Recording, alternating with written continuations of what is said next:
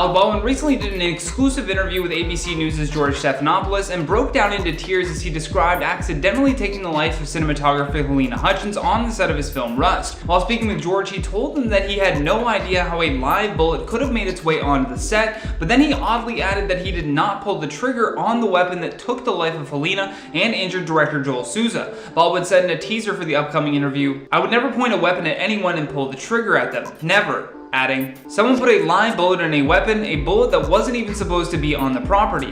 George then mentions that in the script, the trigger was never meant to be pulled, to which Alec replied, "The trigger wasn't pulled, I didn't pull the trigger." And when asked to clarify, Alec said, "No, I would never point a gun at anyone and pull a trigger at them, never." And back on October 21st, Alec was in a dress rehearsal at the Bonanza Creek Ranch near Santa Fe, New Mexico. As he was holding an antique revolver, the weapon suddenly discharged and fatally struck Halyna, as well as injuring Mr. Souza. In another teaser for the interview, Alec speaks about what happened that day and reiterates that he had no reason to suspect that live ammunition was in the proper revolver. In the interview teaser, he says, "I think back and I think, what could I have done? She was someone who was loved by everyone who worked with her and liked by everyone who worked with her, and admired. I mean, even now I find it hard to believe that she's gone. It doesn't seem real to me." On Tuesday, authorities in Santa Fe issued a new search warrant which led to the discovery of a possible source for this live bullet.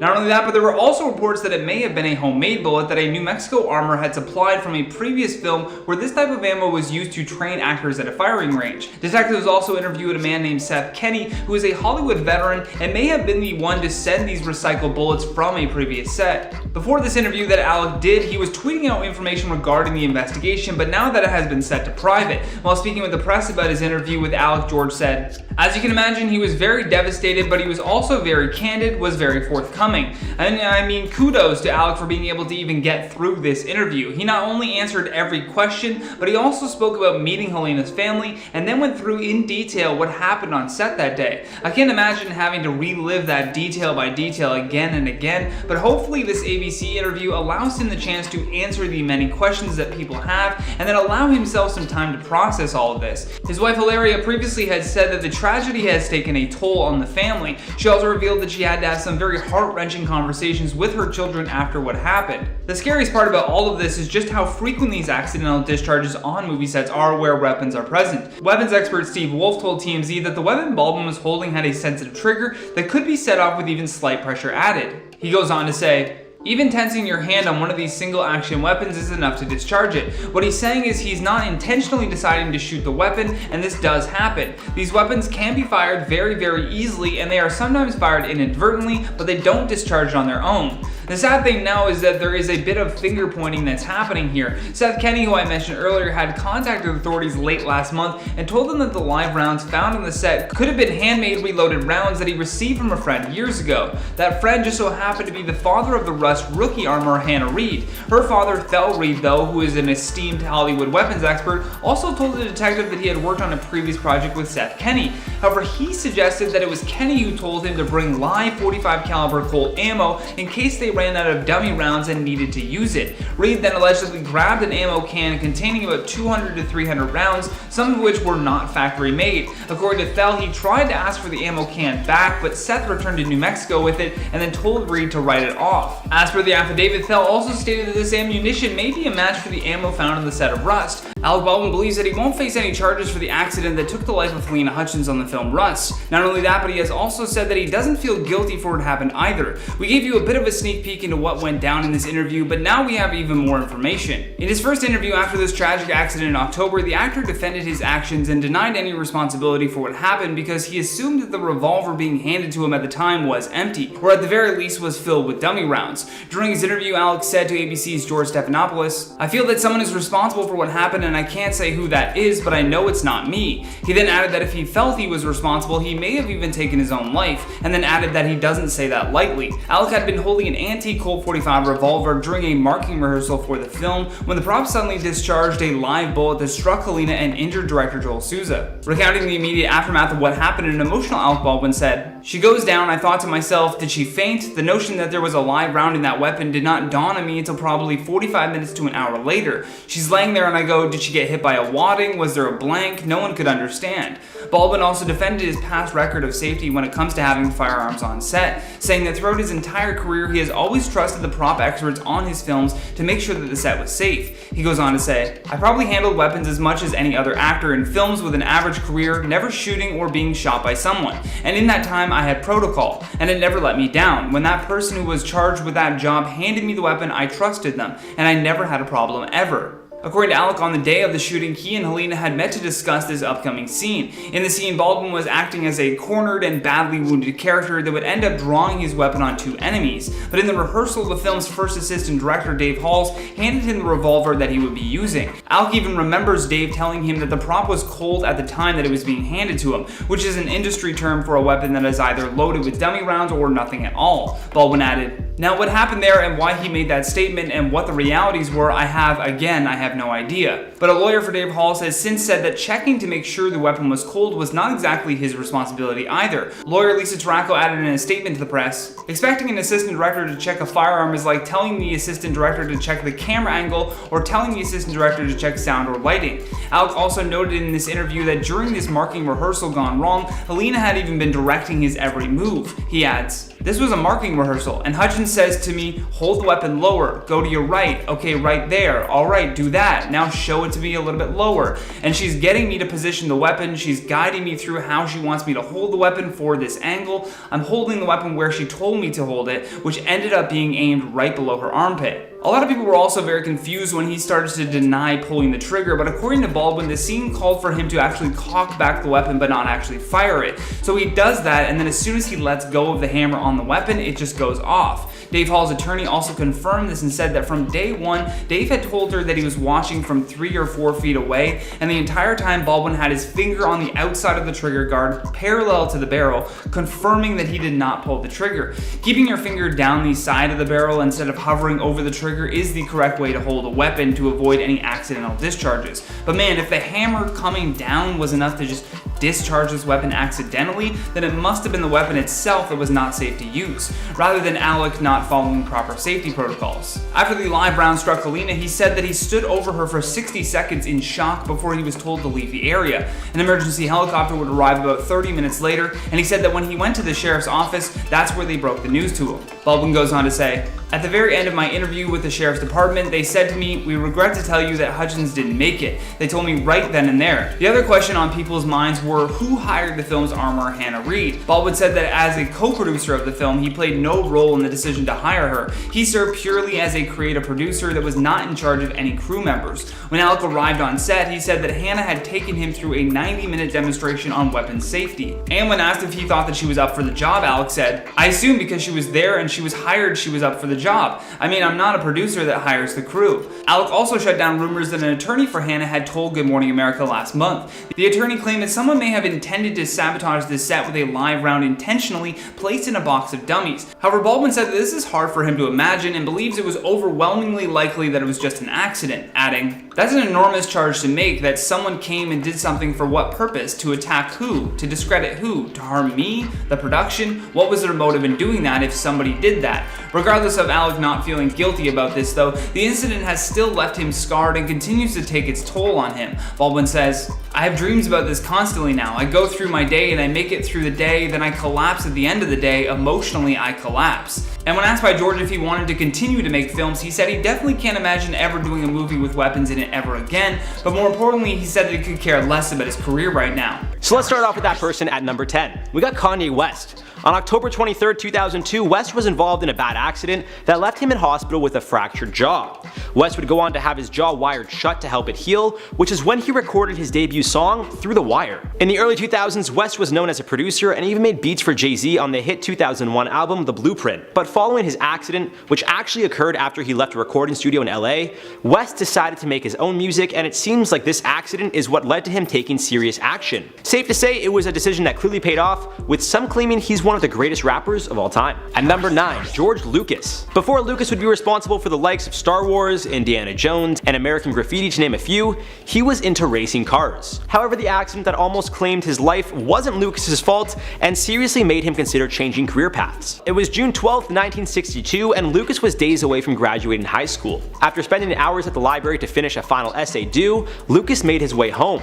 As he was about to turn into his family's ranch, which is where he grew up, another car came speeding speeding in from the opposite direction and totaled Lucas's car. It's believed the car was flipped a few times, Lucas was sent flying onto the pavement, and the car ended up slamming into a giant walnut tree. When Lucas was taken to hospital, it's believed he was unconscious, turned blue, and began vomiting up blood. When all was said and done, Lucas had broken bones and bruised lungs, but would gain consciousness again after a few hours in hospital. Thankfully, as we all know, he fully recovered and went on to create some timeless films. At number 8, Arnold Schwarzenegger. December 13th, 2001, Schwarzenegger, who was 54 at the time, fractured several ribs in a motorcycle accident. He was taken to a hospital in Santa Monica and made a full recovery after a 4-day stay.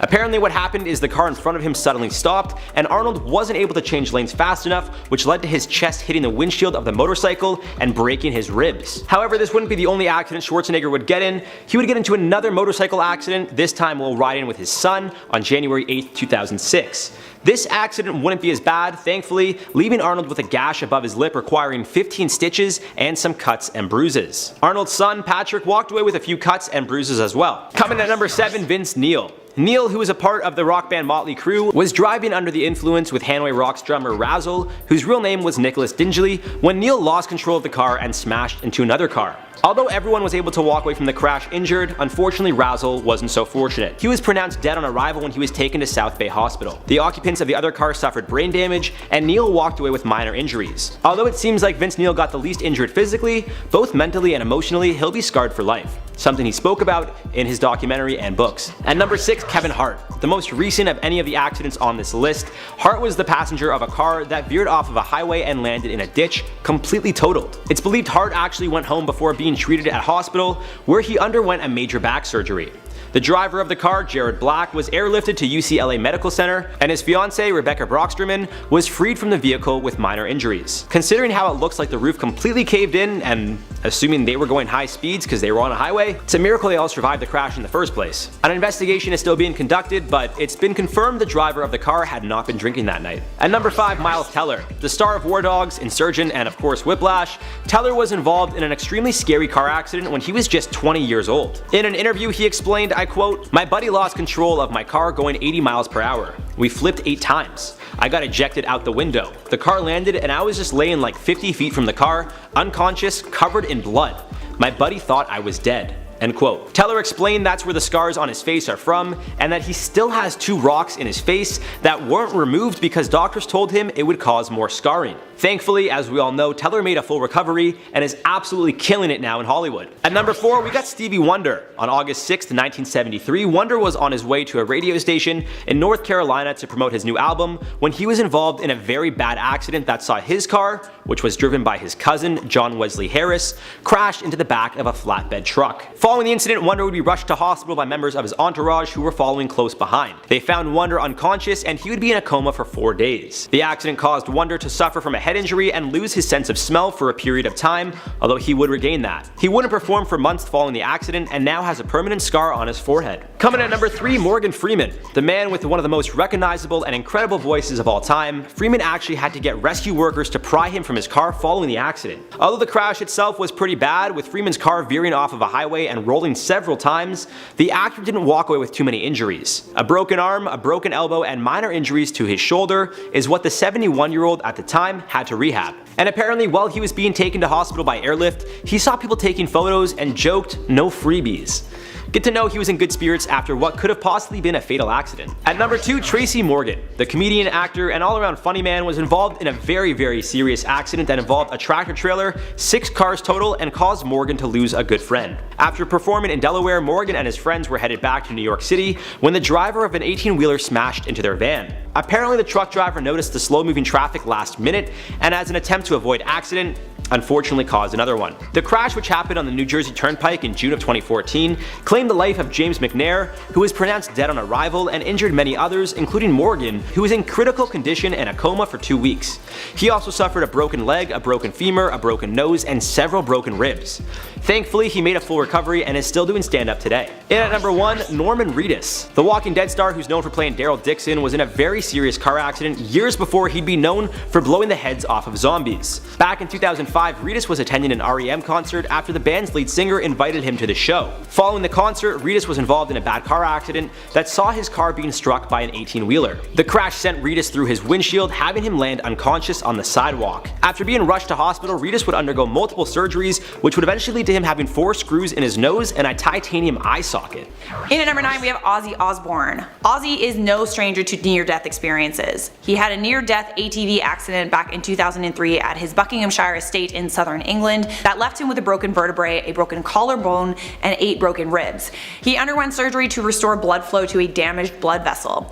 At the time, he was busy filming his reality show, recording a duet with his daughter, as well as touring, which he had to reschedule. Since the accident, Ozzy has had several other health issues, the latest being diagnosed with Parkinson's disease. He's found out after he suffered a minor fall in February of 2018 and has been suffering ever since. In at number 8, we have Ellie Goulding. Back in January of 2016, Ellie Goulding almost drowned in a frozen lake in Norway after a freak accident. Photographer Connor McDonnell said this on Instagram. So me and Ellie Goulding weren't going to post about this, but we decided it's too mad of a story not to tell. This photo is from when we were in Norway a few weeks ago. That moment when you're in negative 25 degrees Celsius in the middle of nowhere in Norway in the pitch black and your belt wagon crashes through the ice in the middle of the lake and you have to evacuate through the roof. A few minutes later, it was completely under the water and ice for good. He also got pictures of this accident. Well, at least there's that. At least we have pictures. At number 7, we have Joaquin Phoenix. Back in 2006, this Joker was driving on Sunset Boulevard in Los Angeles when his car brakes failed and he overturned onto another vehicle. The crash site was very nearby to the home of German movie director Werner Herzog, who came to his rescue. Phoenix said that just like all the superheroes you see in movies, Herzog wasn't in it for the glory. After he helped Phoenix out of the car, he was on his way and continued his day. Be kind of hard to continue a day after that, but anyways. He was also wearing his seatbelt, which likely saved his life, so kids take note. At number 6, Leonardo DiCaprio. Leo is a fan of extreme adventures, but it also means that he's had a couple brushes with death. For starters, he almost died while skydiving. Both his main and his backup parachutes were malfunctioning. He free fell toward the earth and his life flashed before his eyes as he saw his friend's chutes open without a problem. He was tangled for 20 to 30 seconds before one of his chutes finally untangled. But because he was free falling so fast, he almost broke both his legs. Leo promised himself that he would never skydive again after this accident. He's actually had a couple of near-death experiences. He was also almost eaten by a shark while diving in South Africa. He also almost died in a plane explosion after the wing of the plane basically became a giant fireball. Almost there now. At number 3, we have Isla Fisher. Man, this one makes me have all the more respect for her as an actress. Back in 2013, Isla Fisher was on set while filming Now You See Me and ended up almost drowning herself. She was filming a magic trick scene in her water tank when the shackles around her wrists and ankles became entangled. Fisher began to panic and desperately banged on the walls of the tank. But unfortunately, this whole thing was in the script, so everyone on set watching thought nothing was out of the ordinary. They were impressed with her acting and didn't realize that she was actually drowning. There was a safety button in the tank, but since she was tangled, she wasn't able to reach it. After struggling for just over 2.5 minutes, Fisher was saved thanks to a stuntman on set. At number 2, we have Emilia Clarke. Queen Daenerys suffered not one but 2 brain aneurysms while filming the first season of Game of Thrones back in 2011. She told The New Yorker, "Just when all my childhood dreams seemed to have come true, I nearly lost my mind and then my life." So the accident happened while she was working out with a trainer and she was sent for an MRI. The doctors diagnosed her with a subarachnoid hemorrhage, which is life-threatening and is caused by bleeding around the brain. A third of patients die almost immediately after suffering one. She also had another smaller aneurysm on the other side of her brain. So while this was happening, she thought she was gonna die, and she admits that in her worst moments she wanted to pull the plug. She got through it by always telling herself that it wouldn't be the end, and she kept reciting her lines from Game of Thrones. She eventually made it through, but still suffers from severe headaches to this day. And at number 1, we have Mr. George Clooney. On the set of his film Syriana, George nearly lost his life. Clooney was acting out the famous torture scene from the film when he was taped to a chair and was being beat up. While filming, the chair was kicked over and he hit his head. He tore his dura, which is the wrap around your spine that holds the spinal fluid. Essentially, he bruised his brain. The accident left Clooney with splitting headaches and in constant pain. He told sources that he made the smart decision to not take any painkillers because of the chance of addiction.